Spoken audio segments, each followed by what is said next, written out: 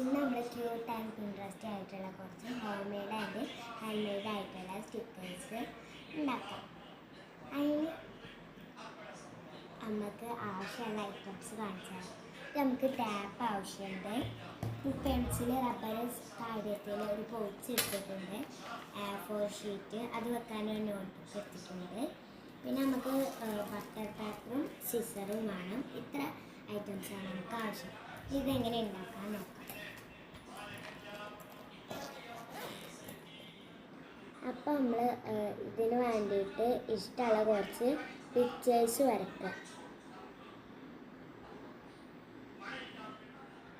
ഇനി ഈ പിക്ചേഴ്സൊക്കെ ഒന്ന് കളർ ചെയ്ത് ഭംഗിയാക്കിയിട്ട് അതിനെ കുറച്ച് ഇടവിട്ടിട്ട് കട്ട് ചെയ്തെടുക്കാം. ഈ സ്റ്റിക്കർ ഉണ്ടാക്കി കഴിഞ്ഞു. ഇനി ഇത് നമുക്ക് ബുക്കുമൊക്കെ ഇതിൻ്റെ പിന്നിട്ടായൊരു സാധനം എടുത്ത് നമുക്ക് പോലെ ബുക്കുമൊക്കെ ഒട്ടിച്ച് അതിനെ ക്യൂട്ടാക്കാം.